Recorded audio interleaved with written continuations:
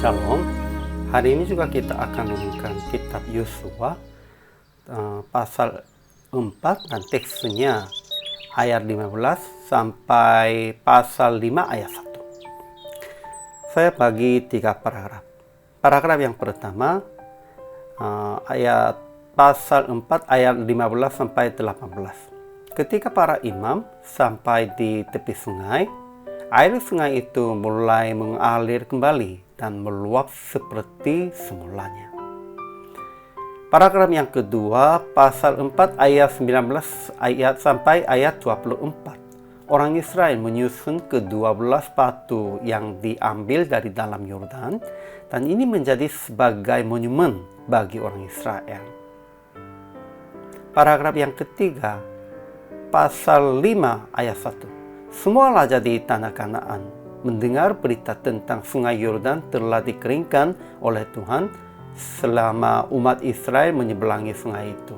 Sebab itu, mereka menjadi takut, gemetar, dan hilang semangat. Kesimpulan hari ini. Ketika para imam sampai di tepi sungai, air sungai itu mulai mengalir kembali dan meluap seperti semula. Kemudian mereka menyusun ke-12 batu yang diambil dari dalam Yordan, dan ini menjadi sebagai monumen bagi orang Israel. Semua raja Amori di sebelah barat sungai Yordan dan semua raja Kanaan mendengar berita tentang sungai Yordan telah dikeringkan oleh Tuhan selama umat Israel menyeberangi sungai itu. Sebab itu mereka menjadi takut, gemetar, dan hilang semangat. Mereka telah dapat kesempatan selama 400 tahun untuk bertobatnya, namun belum sadar dan tidak kembali kepada Tuhan. Akhirnya mereka menjadi tawar hati. Ajaran tentang Allah. Pertama, Tuhan berfirman kepada Yosua, perintahkanlah para imam pengangkat tabut hukum Allah itu supaya naik dari sungai Yordan, kemudian menutupi sungai Yordan. Kedua, Tuhan telah mengeringkan di depan orang Israel air sungai Yordan, sampai mereka dapat menyeberang seperti yang telah dilakukan Tuhan dengan laut Tebrau yang telah dikeringkannya di depan mereka, supaya semua bangsa di bumi tahu bahwa kuat tangan Tuhan dan supaya mereka selalu takut kepada Tuhan. Ajaran bagi kita. Pertama, Yosua tetap perintahkan sesuai dengan Tuhan berfirman. Kedua, orang Israel menyusun ke-12 batu yang diambil dari dalam Yordan.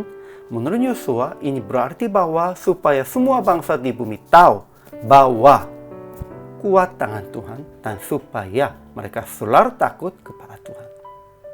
Ketiga, semua raja di tanah Kanaan mendengar berita tentang sungai Yordan telah dikeringkan oleh Tuhan selama umat Israel menyeberangi sungai itu. Sebab itu mereka menjadi takut, gemetar, dan hilang semangat. Kalau begitu aplikasinya. Pertama, semua hamba Tuhan dan pemimpin rohani harus usaha hanya berkata kepada jemaat sesuai dengan Tuhan berfirman. Ya, banyak hamba Tuhan dan pemimpin rohani kadang-kadang ingin berkata sepertinya khotbahnya, namun sesuai dengan pikirannya sendiri, idenya sendiri. Itu tidak boleh. Kedua, mengambil tanda-tanda yang Tuhan menyertai dimanapun supaya selalu takut akan Tuhan. Ya, kalau Tuhan sudah melakukan kebaikan untuk kita, kita harus itu catat atau harus ingat dengan tanda-tanda supaya kita ingat tentang itu dan selalu takut akan Tuhan. Ketiga, percayalah akan lawan dan musuh menjadi takut, gemetar, dan hilang semangat ketika kita taat semua perintah Tuhan, karena Tuhan menyertai. Kalau begitu, PR praktik hari ini, pilih barang, foto, atau yang lain sebagai tanda-tanda yang Tuhan menolong ketika Anda taat kepada Tuhannya. Dan untuk ingat pertolongan Tuhan dan ajar kepada anak-anak. Sepertinya barang-barang kenang-kenangan ada, namun bagi kita juga perlunya tanda-tanda sepertinya kenang-kenangan secara rohani tentang Tuhan menolong kita. Hari ini simpan itu, dan kalau sudah ada, beliau lagi ini supaya ingat Tuhan menyertai.